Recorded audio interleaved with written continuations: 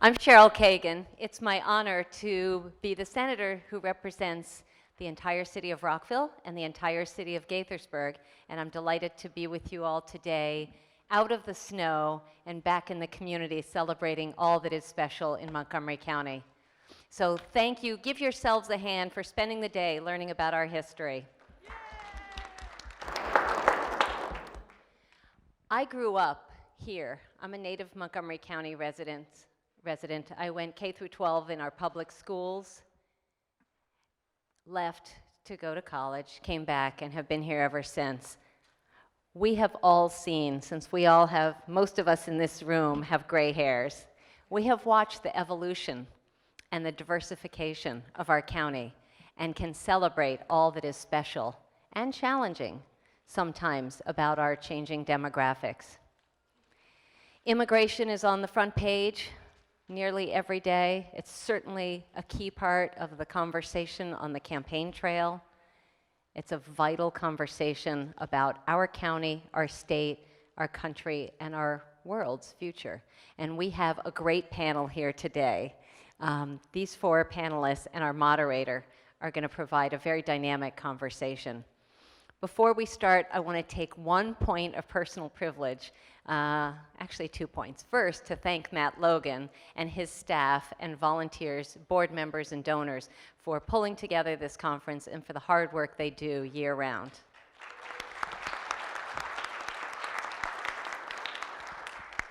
I also have to give a shout out because one of my interns is here today, Cecile Belong, who works really hard in my office, and I'm really psyched to see her here. I didn't know she was going to be here. So, Cecile, wait. I had a bill last year that I called Language Access. 83% of Maryland state government websites were monolingual. And in our increasingly diverse state, that didn't make any sense to me. Whether you needed to learn about veterans' health care, emergency preparedness, a fishing license, any reason that you might be looking to contact your state government, if English wasn't your primary language or a comfortable language for you, it was going to be a challenge or impossible. So we got it out of the Senate, 39-8 last year. It died in the House because we ran out of time. It's an even better bill this year, and we just had the hearing last year. We made a couple of tweaks, and the fiscal note is 0. So we think we're going to be able to make our state government websites multilingual. We're working on 2 versions, either with the top 4 languages, which is going to be English, Spanish, Chinese, and Korean statewide. Those are the top 4 languages, or all languages, which will add a little bit of a fiscal note. But please watch out for that and help spread the word that government will be more accessible to all Montgomery County residents and all Marylanders. So with that, I want to introduce someone you already know, someone you've been reading about, hearing from, and watching on TV, on radio, his books, and in the community. Steve Roberts, along with his wife, Cokie Roberts, are important mainstays in our journalistic community, and we're very lucky that they call Montgomery County home. He's written a book. He substitutes for Diane Rehm on WAMU, and has reported on everything from war to student uprising to to the political process and everything for more than 50 years. So he's helping us moderate here. He's also on the board of the Montgomery County Historical Society, and he and Cokie are generous supporters. So with that, let's welcome today's moderator, Stephen Roberts. Appreciate it very much.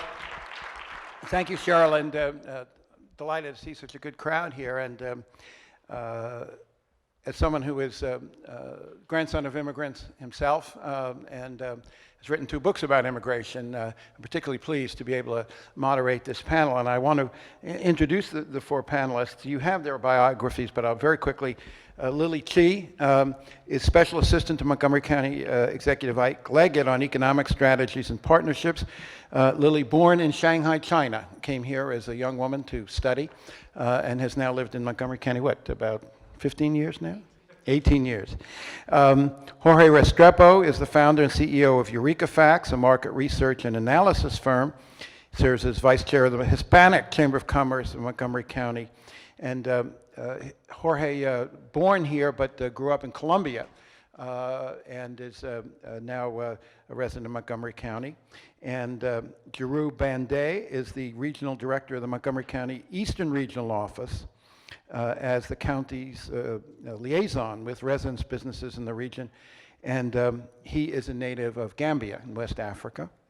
And Dr. Hedia Miramati is president of the World Organization for Resource Development and Education, a nonprofit organization dedicated to reducing conflict between diverse societies. And Dr. Miramati's parents were born in Iran. So we have a wonderfully diverse panel that reflects as Cheryl said, the growing diversity. And I'm going to start by reading some statistics. Many of you are perhaps familiar with these statistics, but I think they might come as a shock to some of you. These are statistics from the census of 2010, but they've really been updated as an estimate for 2014, so they're pretty recent. Montgomery County, as many of you know, is just a little bit over 1 million people, about 1,030,000. 19% of them, according to the census, are black. 15 are Asian. 19 are Hispanic. This is a census definition. The non-Hispanic white population of Montgomery County today is 46%. We are a majority-minority county today.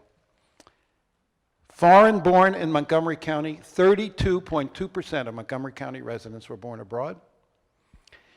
And of those who speak a language other than English at home, almost 40%, which goes to the point that Cheryl was making very strongly.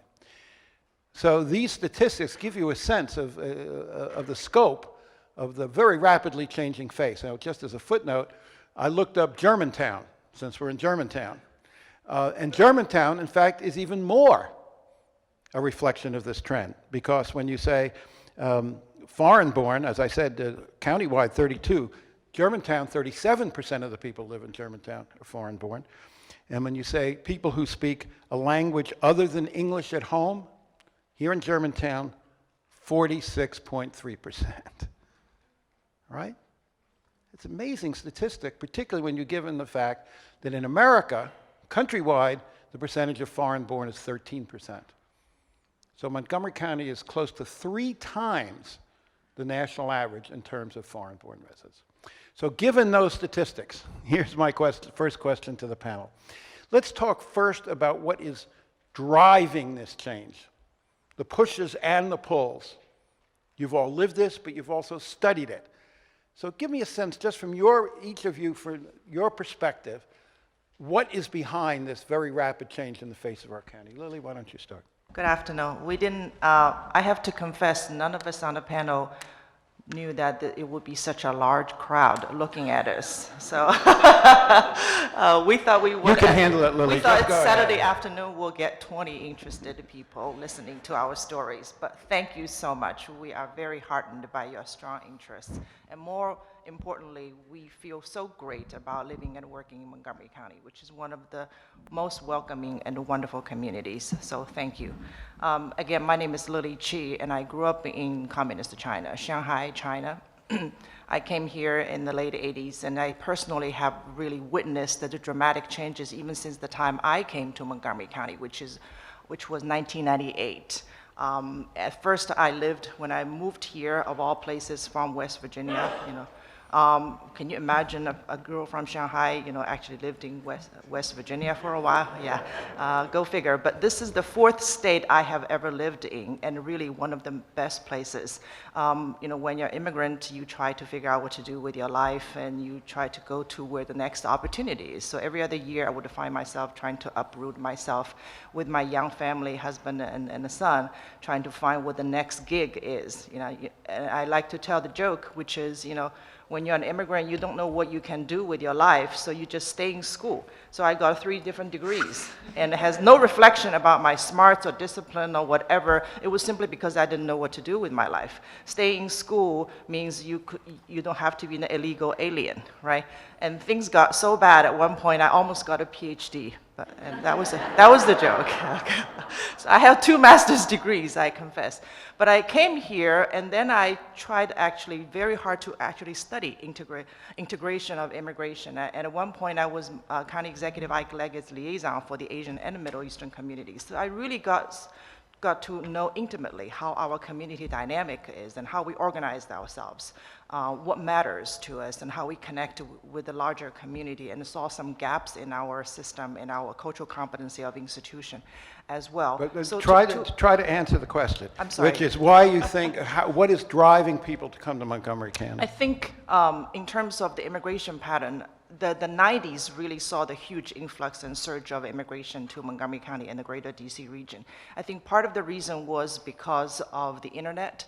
As we know, that was what happened in the 90s, and followed by the big boom of federal spending that created a lot of opportunities for knowledge-based industries.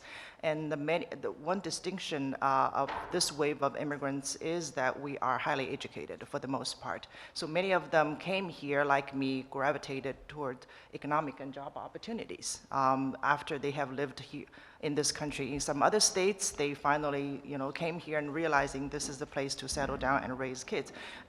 It's because there's greater Washington, D.C., this is part of D.C. region, and then in looking at where to live, the quality of schools, overall, safe neighborhoods and relatively affordable housing, all of these are factors that drove immigrants to settle in the suburbs instead of the urban core, and which is also one of the major distinctions of this generation of immigrants compared to previous generations of immigrants, which tend to settle in urban areas. Yeah, that's a very good point. Lily told me once that the Chinese community, when people came here, and she said many of them highly educated, school's very important. The watchword in the Chinese community was you looked for a high school that began with a W. And a neighborhood with a high school that began with a W. Walt Whitman, Winston Churchill, Walter Johnson, or Wooten.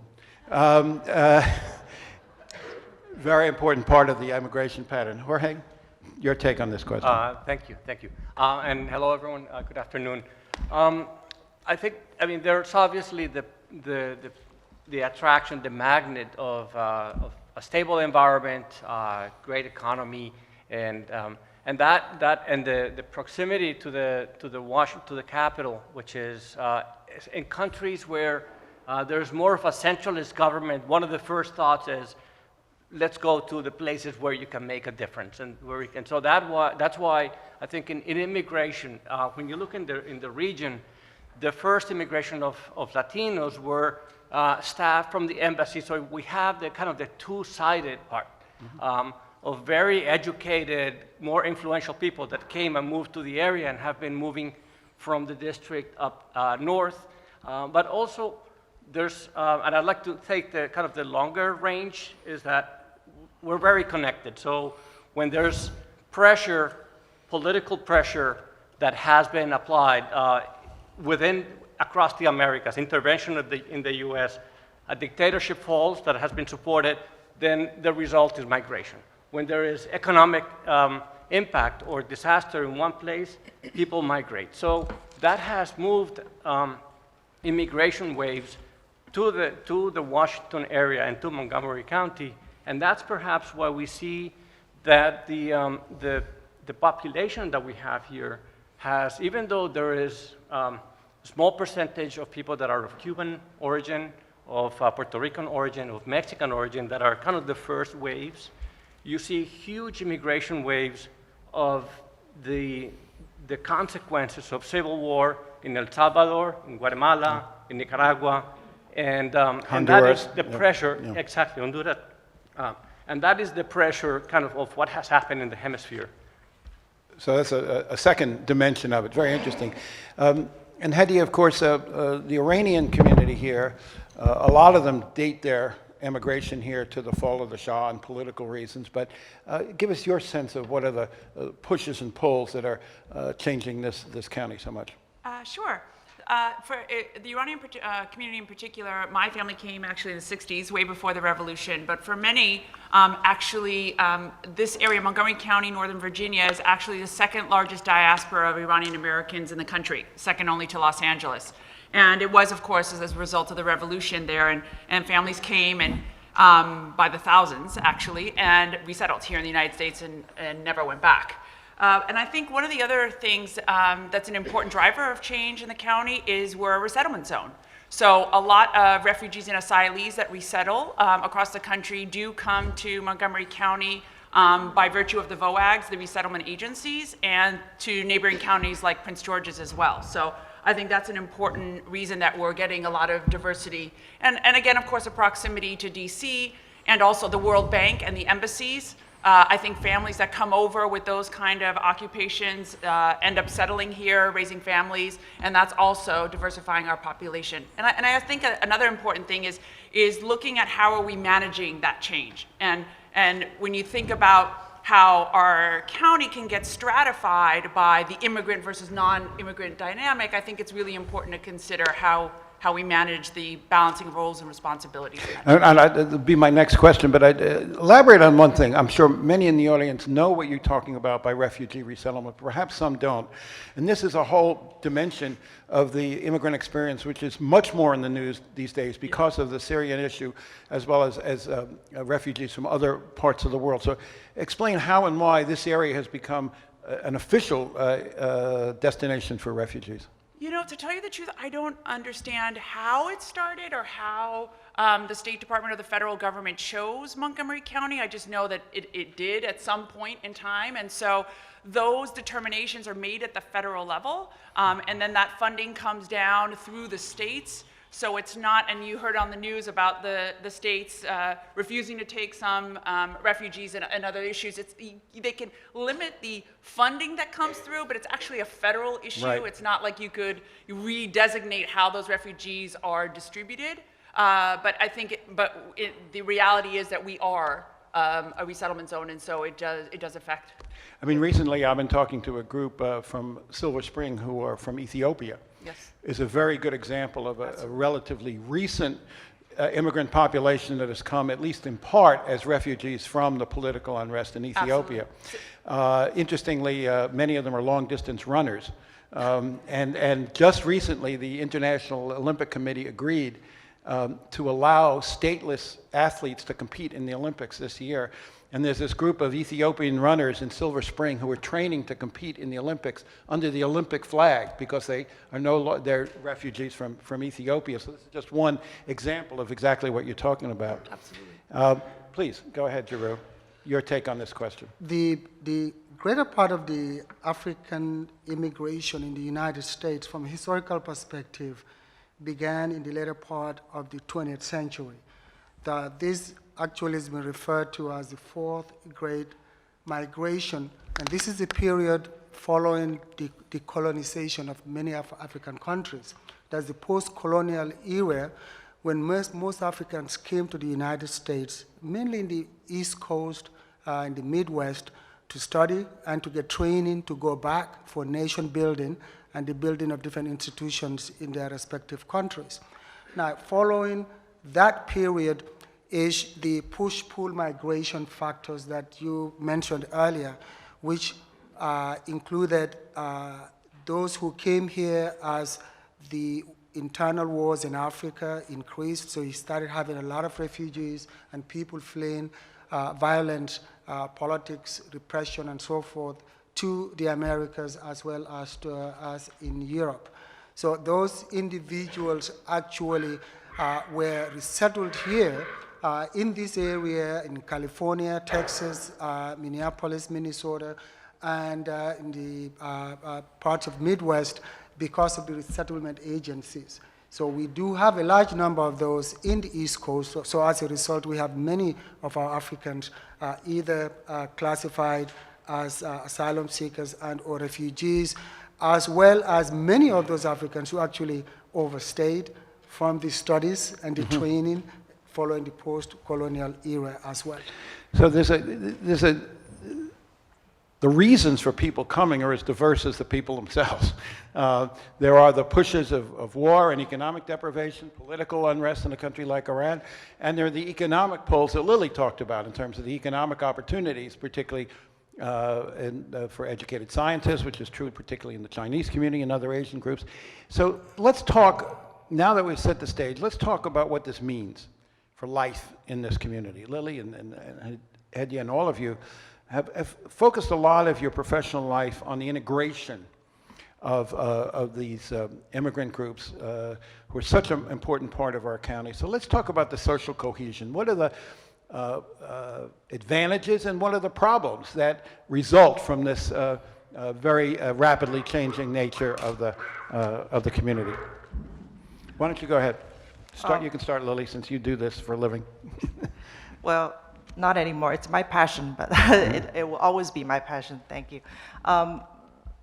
We can talk about this issue from several aspects. You know, economically, this region has greatly benefited from large influx of highly educated, what we call global talent or human capital, because any region, any country, frankly, can benefit tremendously from some of the most educated and driven people by self-selection who took enormous risk to make better life for themselves. And this is a historical pattern wherever you see immigrants. Where immigrants concentrate, there's always greater economic vitality, upward mobility, and there's greater culture of entrepreneurship. But also, you know, there are also many challenges, of course. One of the dimensions I really want to focus on is social integration. I would venture to say today in Montgomery County, in spite of all of our efforts and great attitude and welcoming attitude and policies, we have great level of professional integration. We also have a great integration in terms of housing and schools, but we have very little social integration, and we're still taking baby steps. For the most part, people still organize themselves around ethnicities, around religions, around their own languages and regions, and eat the food that they... But that's a historic pattern. That is historic, and it has not been able to break that pattern. And that comes with a social cost, because the cross-learning opportunities are lost, and there are many great things we could do by tapping into the potential, by creating more connectivity, but it's still not there. It might take another generation, but it should be unacceptable to us, because this is the 21st century. We have so many tools at our disposal. We should not continue to be self-segregating like what we are doing right now, even in Montgomery County. So the downside is the lack of a sense of true community, a sense of belonging among the newcomers. They are Americans, they may register to vote, but for the most part, their civic activity level, engagement level is staying within their own communities for the most part. That's their comfort zone, because they don't go to town hall meetings, they don't understand the issues being discussed, they don't know why it matters to them. Anywhere from parent-teacher conferences to registering for a business license, passing some tests, to land use issues. There are still a lot of tensions and gaps in our community cultural competency. And if I will have a time later, I would like to go back to address the issue of land use and community integration, because it's truly very, very important. Okay, thanks, Lily. Jorge, what's your take on some of the effects, both positive and negative, this trend is having?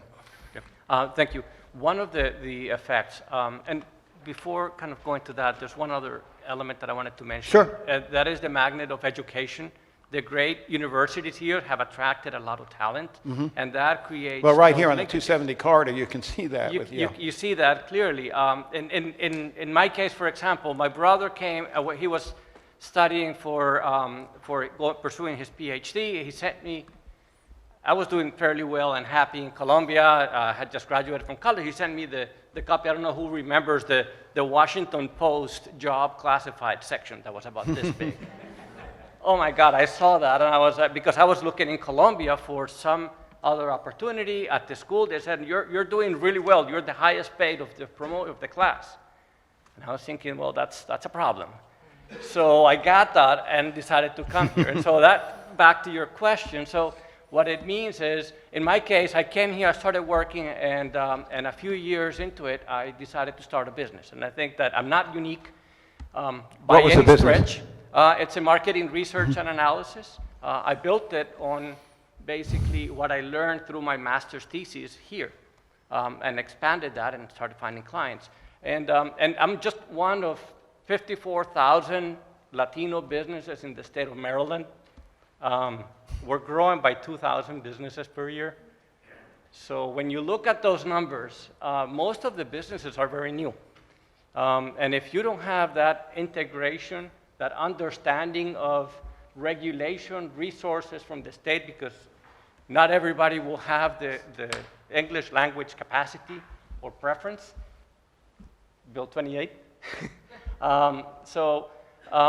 Then you have problems, and a pool of 54,000 businesses, most of them new, could be a great success story for our economy, for our society, but it also could be the greatest nightmare if we're not supporting this wave of innovation. Dig into one point, Jorge, which is, Lily mentioned this too.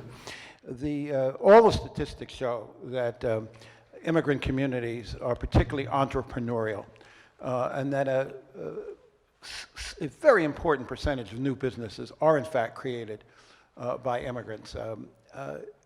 From your experience, what helps explain that? There are two things. One is, in Spanish we say, la necesidad tiene cara de perro. It means need wears the face of a dog. The dog need has the face of the dog. The dog doesn't stop looking for something when it starts sniffing and finding around. And when you come in as an immigrant and you want to move up, that is that search for success, for finding a way, and that accompanied by looking at the environment, society with a different kind of perspective, your cultural perspective, kind of opens up some possible opportunities. So I think that those two are major forces that result in innovation. When nobody wants to hire you, and you know you're worth something, then you start the business because they're not going to hire me, I can hire myself, and then all of a sudden you're in business. Hire yourselves, good idea. Hadia, what's your take? I want to pick up on a point that Lily mentioned about Sure. social integration and the risks of not having a socially integrated society, because I think that Lily's point is a great one, that there is a lot of advantages to having a lot of immigrant communities, but if we are not socially integrated, what happens is this kind of siloing off of communities can lead to isolation and alienation. And based on a study that my organization did with the University of Maryland, is that a sense of cultural homelessness, not belonging here and not belonging back home, could also lead to a propensity for violence and this appeal of violent narratives and violent belief structures.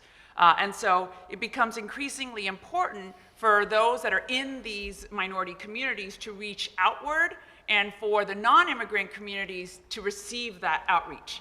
In other words, so one of the programs that I'm involved in under the county in a partnership with the County Executive's Office of Community Partnerships, shout out to Mr. Bruce Adams and Reverend Caseman, is the Faith Community Working Group, where we're trying to bring together communities of faith and public agencies to get to know one another, to build that community resilience, so that we're empowering minority communities to understand how the government systems work and to meet people, their neighbors, and other community activists and other social interest groups, but to also build resilience and in the long term, and to reduce the propensity for violence, but that is the result of being alienated and isolated. And for the Muslim community in particular, that's increasing as the rise, it becomes this vicious cycle, because as terrorism increases overseas or even domestically, and that stuff is put on TV in a constant news cycle, then the community feels increasingly isolated because they feel stigmatized.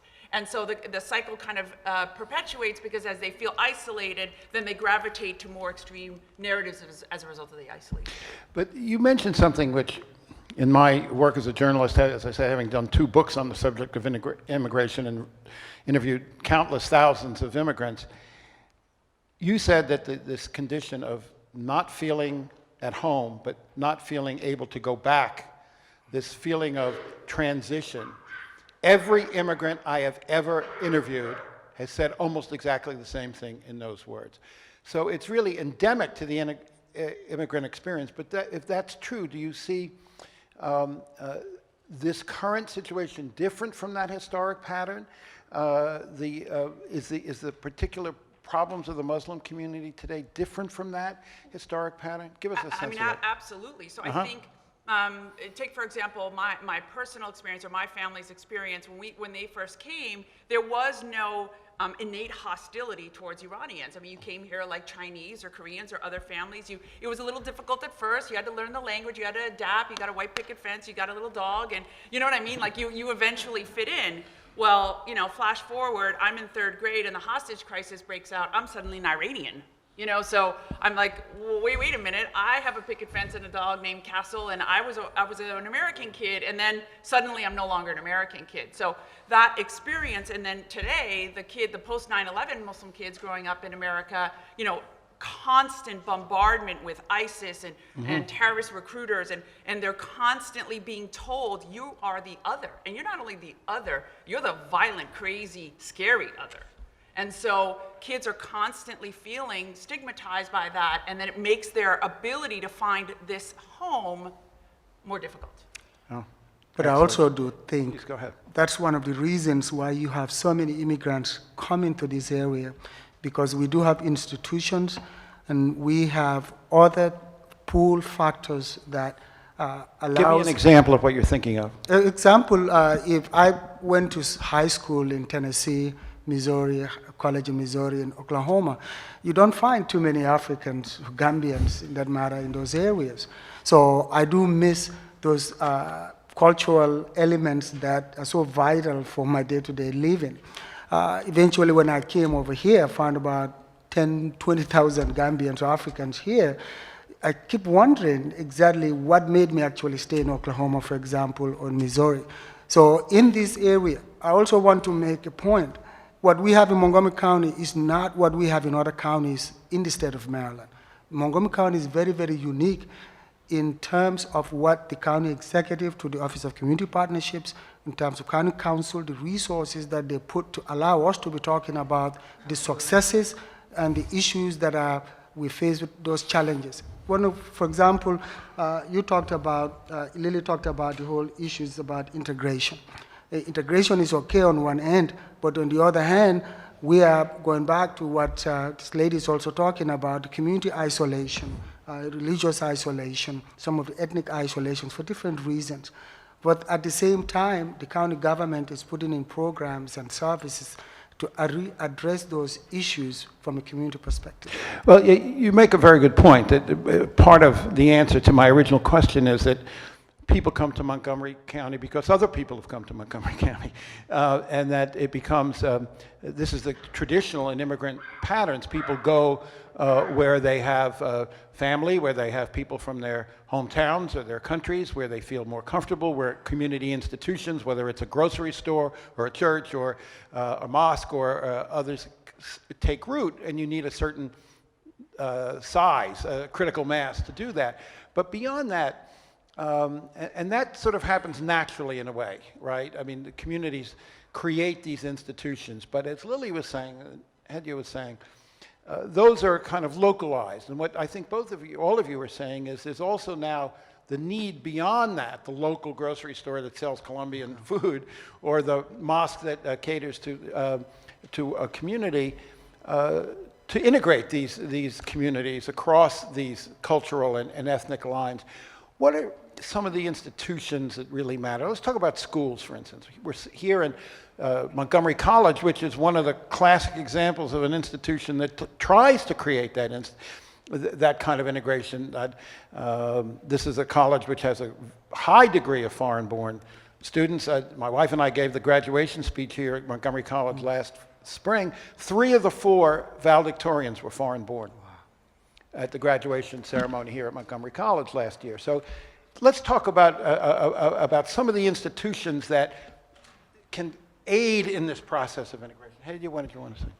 So as part of the, so our county executive is something that Jerry brought up, which is extremely important, is the efforts that our county is doing to reach out to these immigrant populations. So our county executive held a summit of Muslim community members last month before the holidays to talk about the harassment or intimidation, real or perceived, that the community was feeling. And as a result, we did a poll. And so far, we've processed over 115 kids that have participated, that are students in the Montgomery County Public School System. And of the 115 kids we polled, 1 in 5 students felt intimidated, harassed, humiliated, bullied, or emotionally and physically abused by classmates. And that number jumps to 1 in 4 students when you consider only the male respondents. And of the 115 kids, 10% said they felt that kind of being treated unfairly by a school administrator or a teacher. So it's not exorbitantly high numbers, but it's still a high statistic. So that means that whatever's happening in our institutions, though we are very proud of our diversity, we're still not able to accommodate these incoming cultures as well as we otherwise could. And I think it's not just the responsibility of county government, it is the responsibility of the communities themselves, you know? So what do we need to do? We need, I always talk about how great it was growing up. We had the YMCA, we had the local community centers, we still have them, but if you go into most of them, nobody's in them. So it's like we've lost that sense of how do we create that cross-cultural community intersection, and how do we socialize and do civic activities together in a way that will create those relationships and those bonds that we need moving forward. Well, the public schools sort of do that almost automatically in a way, because people are, by force, they don't have to choose to go to the YMCA. So the schools become a very important element in this integration process. Jorge, you were nodding. Give us your take. I was on thinking that the example right now with the Muslim kids in the schools is the ugly side of looking at the way when we are at our worst in tribalism, basically alienating those that don't look like others. But the more that within the school system we look at the plus, when we say you need to study English and keep your Spanish, you need to study this culture and learn the other one. One of the greatest success of the United States has been built in our ability to expand to markets all over the world, and that comes with the need of cultural liaisons, people that understand both cultures, that are able to involve themselves in the science, in commerce, in anything that is going to be getting us to interact more positively with the world. And so if we leave the discussion at pointing at the problem and trying to come up with a way for people to not feel resentful, I think that we fall short. We need to start positioning everything as these are the opportunities. The more diverse the community, the stronger we are, because we have the ability to understand other cultures, because we have the way to grow as a community. The similar example that when we look at with the Salvadorian immigration wave, a lot of the gangs that were locked up and deported back to El Salvador a number of years ago, that was one, it was hard to see it at the time, I'll give you that. But it created, all of a sudden, the Maras, now a gang, two gang networks that became international all of a sudden because they understood the United States environment and they were in El Salvador all of a sudden. So when we look at alienating or trying to kind of build up protection against the world, I think we end up hurting ourselves. Instead, we need to look for the positive. Lily and Drew both want to get, Lily, what's your take on the kinds of institutions here that can make a difference in dealing with the isolation, cultural competency you've been talking about? Thank you. There are several issues that I have noticed. One that I said I would like to touch upon is the planning and land use related issues. Very few times we would even think about things like that in terms of the role it plays in integration. Several times in my capacity as a community liaison a few years ago working with Bruce, I would go to community town halls related to, let's say, a Korean megachurch wanted to be built somewhere in the middle of a residential area, or a mosque in Up County, or a Vietnamese temple, Buddhist temple. In each one of these cases, in addition to certain government processes that every faith community would have to go through, you could clearly see the tension between the locals and the newbies. I would say newbies, the newcomers, right? There were times when you could even see the visceral reaction and the anger from some local communities saying, we don't want foreigners here. And they would actually literally use those words. And we are talking about Montgomery County residents, who are among the most welcoming of all communities. So unless we really study these issues, unless we really want to be open to immigrants putting down their roots by putting down their houses of worship, then we are not really going to be a magnet of human talent, because immigrants have no roots in this country. They can unplug and go anywhere, just like what I did, just like many of my peers did. They go for wherever is the greatest opportunity, it makes most sense for their livelihood in this country. So if it's a smart community, then we need to look at how we can help people settle here so that they can take roots and really thrive. Where you live is where you start your business, where you integrate and make all kinds of contributions. We are coming of age 20-some years after we came to this region. A lot of immigrants are now empty nesters. We are getting older in our 50s and some in 60s and all that. We have some wealth and some life experiences looking to contribute. But let's say even the county government, with all good means, we still don't know how to get people to serve on boards, committees, and commissions in a very good way, because a lot of times I get emails and say, can you just help me market this? Can you just help me promote this program? Well, until you change your program, no matter how I promote it, it's not going to work because it doesn't speak to our communities.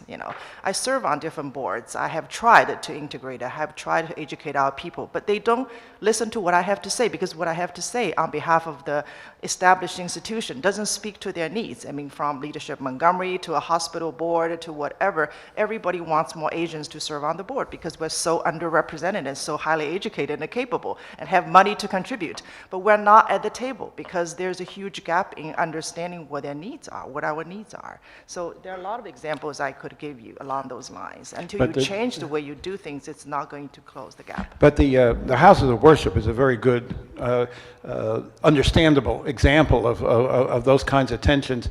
Giroux, your take on this Yeah, issue? I think in Montgomery County, the groundwork has already been done. In terms of the integration, advocacy, service delivery, and community engagement, I do think we are far ahead of the other surrounding counties. In Montgomery County, for example, if you look at the advisory groups, the African advisory groups, the Hispanic advisory groups, the faith-based programs and so forth like that established by the county executive, has been very instrumental in bringing about change that addresses those areas, integration, advocacy, service delivery for those respective communities. The Sister Cities programs, that really kind of also helps in the integration, in building relationships, not only internally between the different groups here, but with some countries outside of this nation.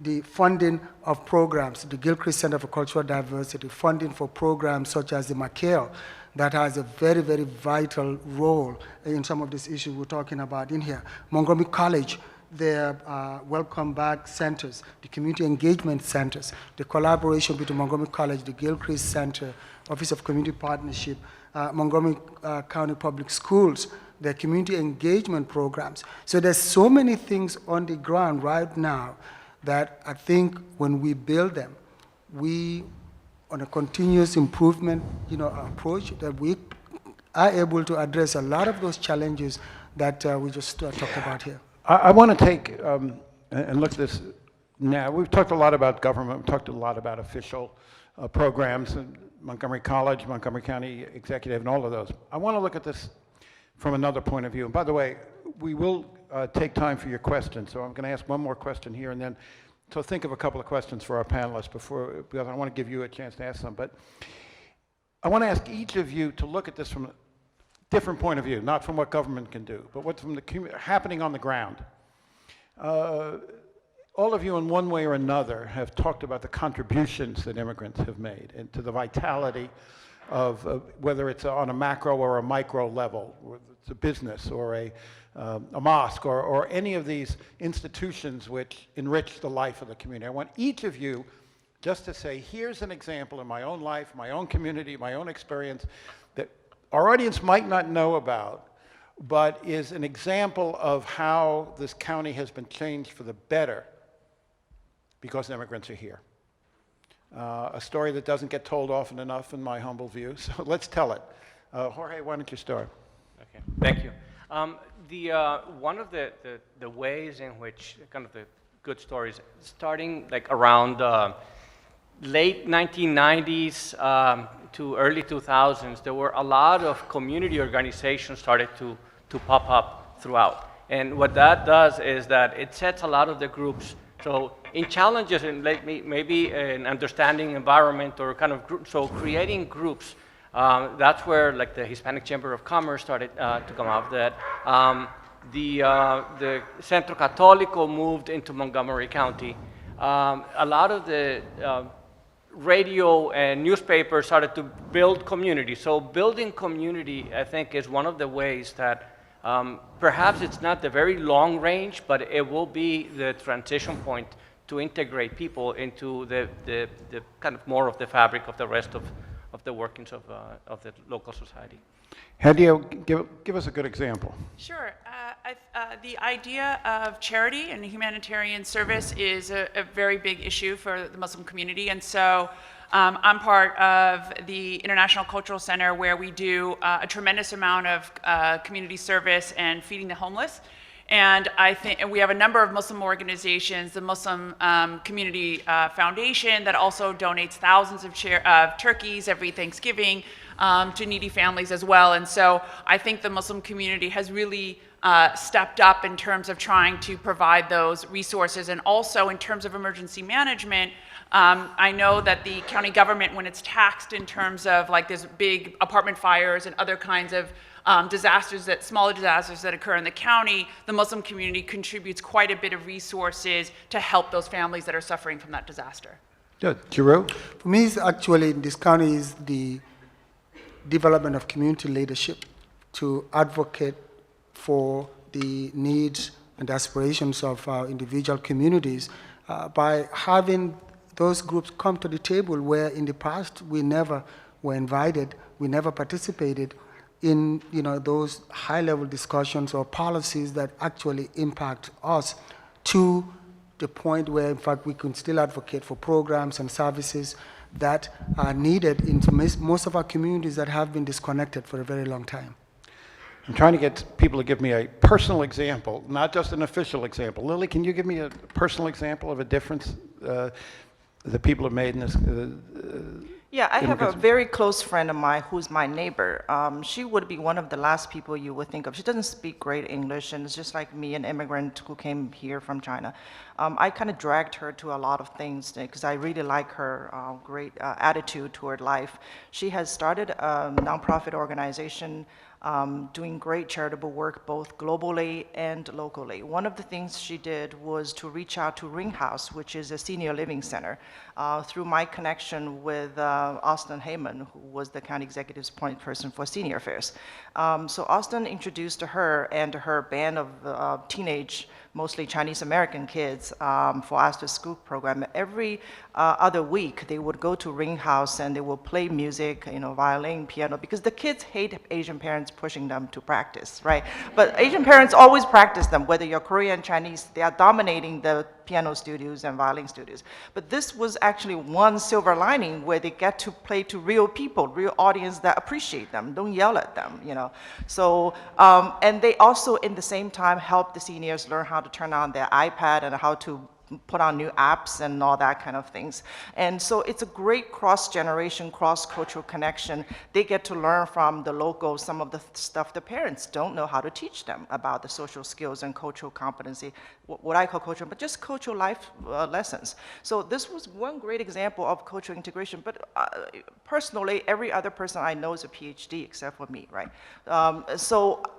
That is the kind of contribution we're talking about, because Montgomery County and this greater DC region will not be so economically competitive if it were not for all these Iranians, Chinese, Indians working at NIH, FDA, NIST, and all these great institutions that define who we are as a knowledge-based hub and innovation economy.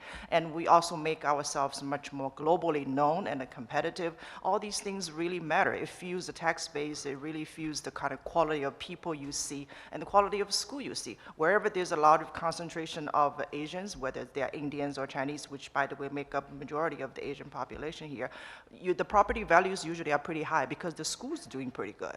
pretty well, right? So they all kind of tie together, you know, they are all sort of in the healthy web of connectivity, so to speak. So I'll take the moderator's privilege to tell you my story. There's a woman named Karina Velasco. We haven't talked about undocumented immigrants, which is an important part of the story here in Montgomery County.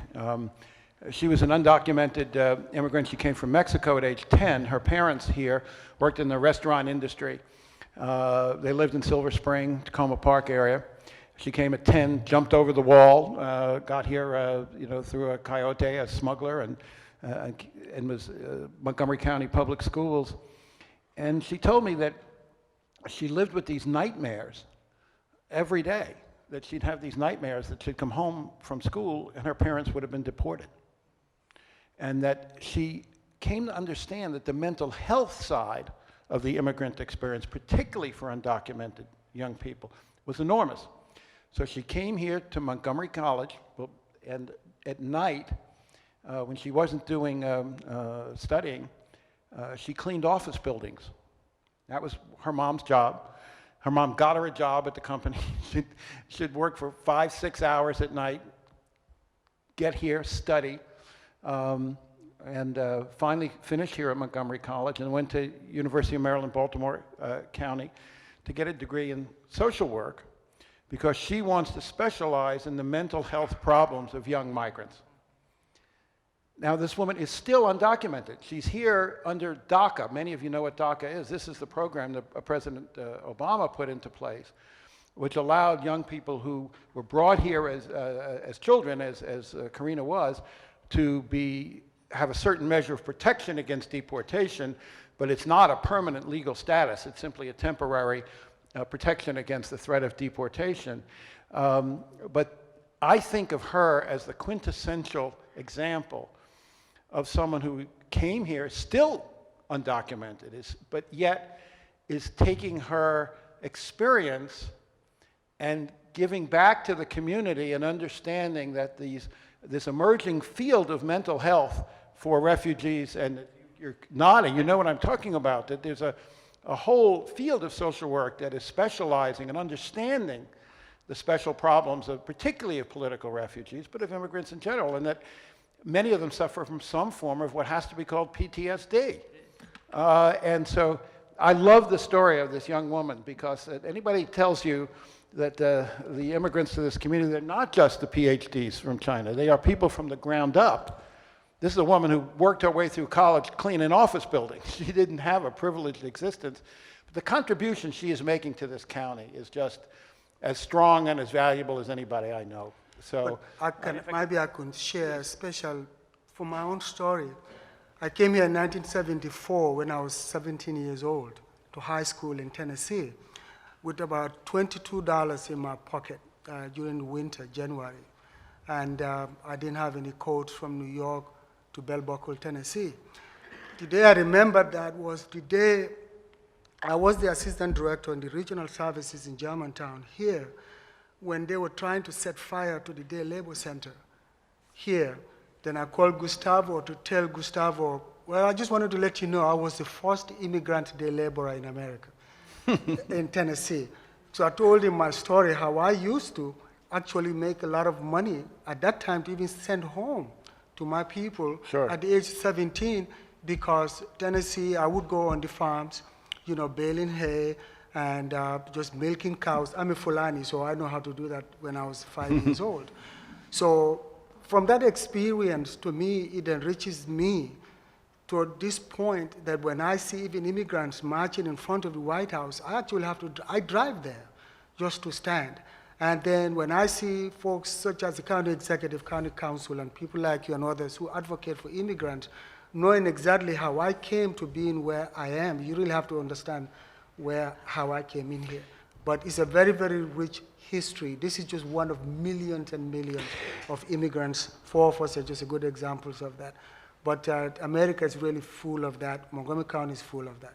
And one of the things people don't, yes, just one second, one of the things that people don't realize about dimensions of this community in Montgomery County is it's also an enormous private foreign aid program.